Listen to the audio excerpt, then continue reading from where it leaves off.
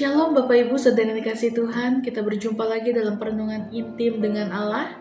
Pada hari ini, hari Minggu tanggal 9 Agustus 2026, kita akan mendengarkan dan merenungkan sebagian daripada firman Tuhan yang bertemakan kunci untuk Anda menjadi berguna. Sebelum kita membaca dan merenungkan firman pada hari ini, mari bersama-sama kita berdoa terlebih dahulu. Bapa yang baik, terima kasih Tuhan Yesus untuk hari ini ya Bapa. Sebentar kami akan mendengarkan dan merenungkan sebagian daripada firman-Mu ya Tuhan. Kami mau membuka hati dan pikiran-Mu untuk dapat mengerti apa ya firman pada hari ini ya Bapa. Kami juga mau menerima lawatan-Mu melalui firman pada hari ini. Terima kasih Tuhan Yesus, kami siap mendengarkan, kami siap merenungkan. Dalam nama Tuhan Yesus, haleluya, amin. Pada perenungan hari ini yang berfokus di dalam Kisah Para Rasul pasal 18 ayat 1-11. Lalu dilanjut kepada pembacaan Alkitab 1 tahun yang terdapat di dalam Mazmur pasal 70-71 dan Kisah Para Rasul pasal 25. Saya harap Bapak Ibu Saudara-saudari menyempatkan waktu untuk membaca beberapa ayat tersebut. Ayat emasnya pada hari ini yang berfokus di dalam 1 Korintus pasal 1 ayat yang ke-26. Saya akan membacakannya, demikian firman Tuhan.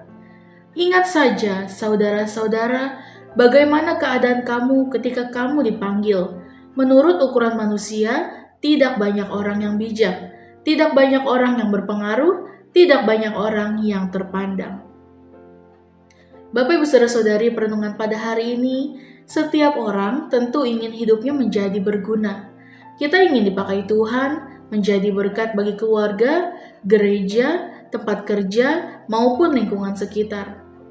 Namun seringkali kita merasa tidak layak.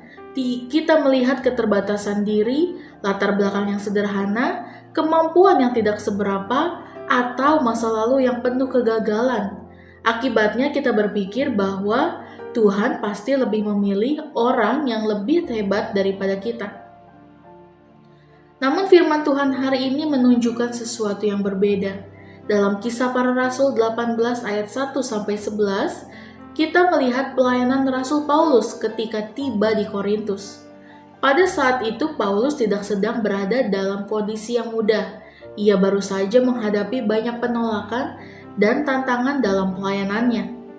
Bahkan dari surat-surat yang ia tulis, kita mengetahui bahwa Paulus pernah mengalami rasa takut, tekanan, kelemahan, bahkan penderitaan yang berat.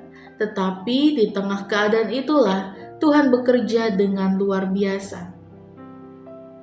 Sesampainya di Korintus, Tuhan mempertemukan Paulus dengan Aquila dan Priscilla, pasangan yang memiliki profesi yang sama sebagai pembuat tenda. Paulus tidak merasa gengsi untuk bekerja dengan tangannya sendiri demi mencukupi kebutuhan hidupnya sambil tetap memberitakan Injil.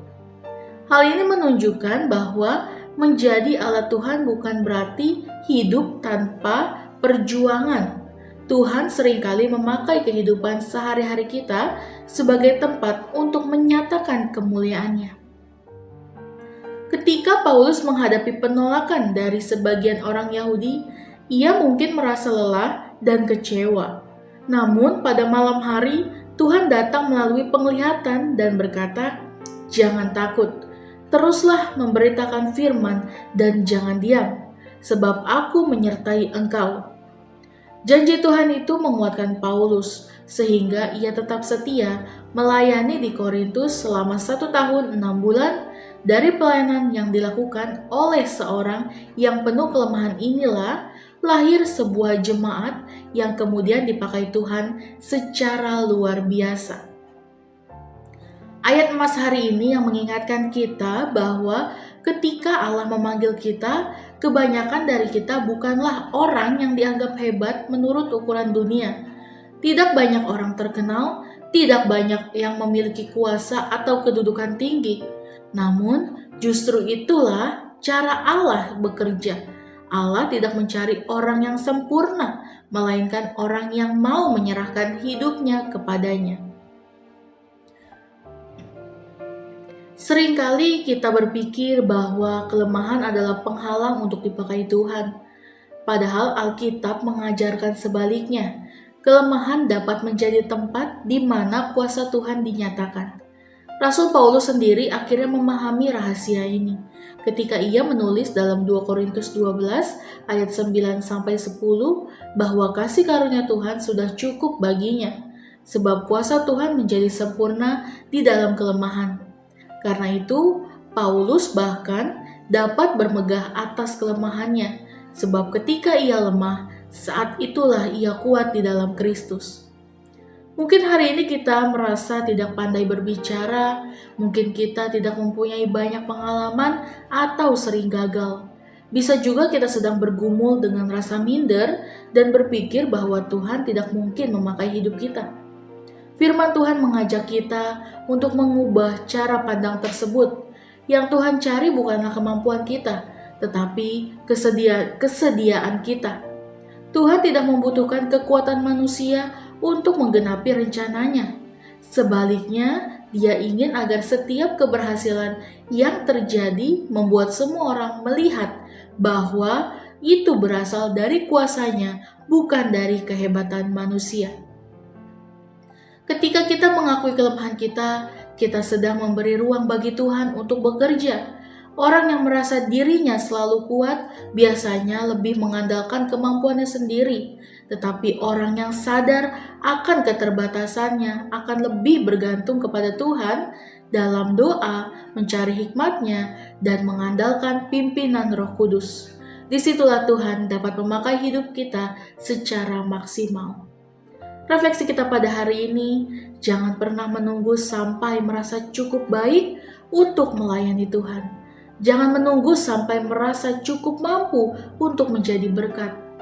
Mungkin justru kelemahan yang selama ini kita sesali adalah pintu yang akan dipakai Tuhan untuk memperlihatkan kebesaran kasih karunia-Nya. Ketika orang lain melihat perubahan hidup kita, mereka akan menyadari bahwa semua itu bukan karena kemampuan manusia, melainkan karena Tuhan yang bekerja. Apakah selama ini kita lebih fokus pada kelemahan diri daripada kuasa Tuhan? Bersediakah kita menyerahkan seluruh keterbatasan itu kepada Tuhan dan membiarkan Dia memakai hidup kita menjadi berkat bagi banyak orang? Mari sama-sama kita berdoa. Bapa yang baik, terima kasih Tuhan untuk pertemuan pada hari ini ya Bapa. Bapa, kami mau menyerahkan diri kami ke dalam tangan-Mu ya Bapa. Kami mau menyerahkan diri kami agar kami menjadi berkat bagi banyak orang ya Bapa. Bapa, terima kasih untuk firman-Mu pada hari ini. Ajarilah kami untuk tidak berfokus pada kelemahan kami, tetapi percaya pada kuasa-Mu yang sanggup bekerja melalui hidup kami ya Bapa. Pakailah kami untuk menjadi alat-Mu untuk membawa berkat dan memuliakan nama-Mu dimanapun kami berada. Terima kasih Tuhan Yesus, biarlah Kau pakai hidup kami seturut dengan kehendak-Mu. Biarlah kehendak-Mu yang jadi bagi setiap kami ya Bapa, dalam nama Tuhan Yesus, haleluya, amin. Salam sejahtera bagi kita semua, shalom.